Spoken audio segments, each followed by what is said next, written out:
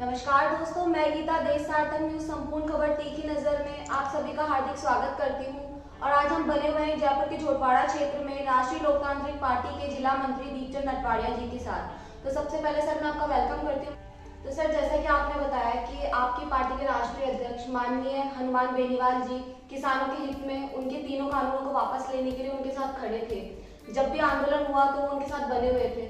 तो जैसा कि आप बता सकते हैं कि केंद्र सरकार ने तीनों कानून अभी वापस ले लिए, तो इसको लेकर राष्ट्रीय लोकतांत्रिक पार्टी की क्या रणनीति रहेगी? कानून ही तो वापस लिए हैं, वो भी कितने साल से, 1 साल से कानून वापस लिए हैं। कोई बड़ा काम कर दिया क्या सरकार ने? नहीं। सरकार अभी भी एमएसपी पे लगी हुई है। जब तक सरकार एमएसपी लागू नहीं करेगी तब तक हमारा विरोध जारी रहेगा, और जब तक किसान जवान की बात हकों के लिए नहीं लड़ेंगे, नहीं मानेंगे वो, तब तक हमारा संघर्ष जारी रहेगा।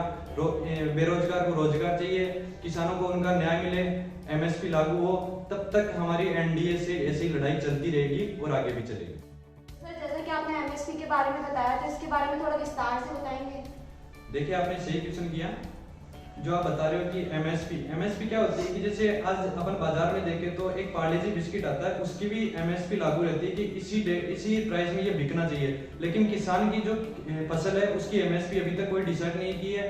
खुलेआम 1200 में बिक रहा है, 2000 में बिक रहा है, 2100 में बिक रहा है, 1800 में बिक रहा है। तो ये क्या है? किसान की कमर टूटती जा रही है।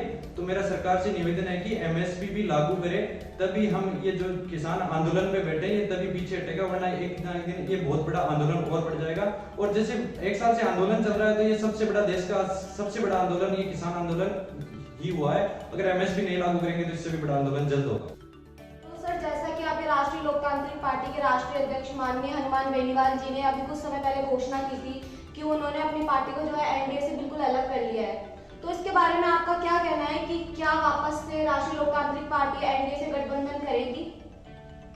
देखिए, आपका क्वेश्चन ये बहुत अच्छा था। लोगों के क्या, तो सबसे बड़ी बात ये है कि भारतीय जनता पार्टी वालों के अभी भी वहम है कि हनुमान हमारे पास आ जाएगा और हम जो 24-25 सांसद लोकसभा में जीत के गए वो आसानी से फिर से जीत जाएंगे।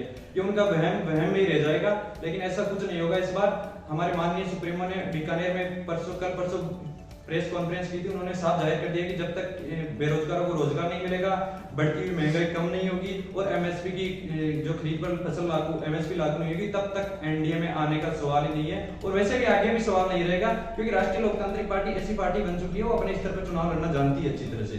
उसको किसी की सहारे की जरूरत नहीं है। अन्य पार्टियों को राष्ट्रीय लोकतांत्रिक पार्टी के सहारा की जरूरत है। इसलिए लोग वहम फैला रहे हैं कि राष्ट्रीय लोकतांत्रिक पार्टी एनडीए के पास आएगी, तो ये साफ जाहिर सुप्रीमो ने जाहिर कर दिया कि हम एनडीए में वापस शामिल नहीं होंगे। बेरोजगारी के बारे में बात की, तो बेरोजगारी और राजस्थान में बढ़ते हुए आपराधिक संख्याओं को लेकर आपके क्या विचार हैं? देखिए, आपने बोला आपराधिक मामलों को लेकर, आपराधिक संख्याओं को लेकर क्या मामले हैं, तो आपको खुद को भी लग रहा है आप रोजाना रिपोर्टर के रूप में रोजाना रिपोर्ट ले रहे हो क्या, कहां से क्या मामले आ रहे हैं, कहां से क्या मामले आ रहे हैं। तो मेरा तो क्या मानना, पूरे राजस्थान प्रदेश का मानना है कि राजस्थान भ्रष्टाचार में टॉप 1 पे है अभी। इसका निराकरण, इस बढ़ते हुए अपराध का उपाय तभी हो पाएगा जब सरकार चेंज होगी। और सरकार चेंज कहां से होगी? खुद भारतीय जनता पार्टी विरोध, सबसे बड़ी बात है कि जो विरोधी पार्टी है, विरोध पक्ष है, विपक्षी पक्ष है, वो तो चुपचाप बैठा है शांति से, जैसे चुप्पी साध के बैठा हो। ऐसा नहीं होता।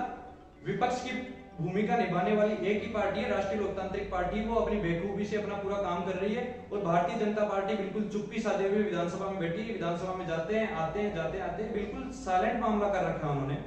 तो राष्ट्रीय लोकतांत्रिक पार्टी चाहती है कि एक तो राजस्थान में आए दिन आपराधिक घटनाएं हो रही है, बलात्कार हो रहे हैं, डकैती होती है, लूट खसोट हो रही है। तो हर मामले में हमारे सांसद साहब, हर मामले में आपने देखा होगा, उन्होंने ट्विटर पे तुरंत मामला आते हैं, ट्विटर पे मांग उठाते हैं कि इसका निराकरण होना चाहिए, इसका उपाय होना चाहिए।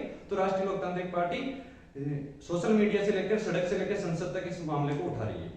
सर, एक आखिरी सवाल मेरा आपसे कि आने वाले 2023 के विधानसभा चुनावों को लेकर आपकी राष्ट्रीय लोकतांत्रिक पार्टी की क्या रणनीति रहेगी, और साथ ही आज की युवा पीढ़ी को आप क्या संदेश देना चाहते हैं राजनीति के अनुभव को लेकर?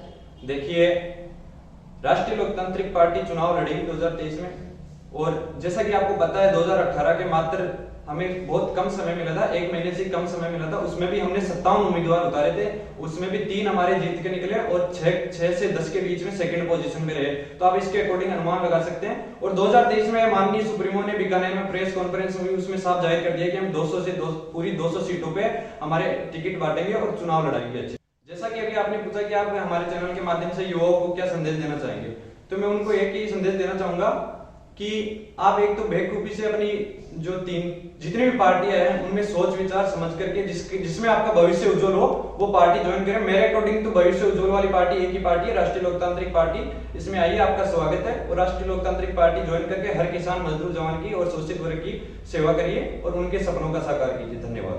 तो सर, आपने हमारे चैनल को और हमारे दर्शकों को अपना कीमती वक्त दिया, उसके लिए मैं आपका बहुत बहुत धन्यवाद करती हूँ।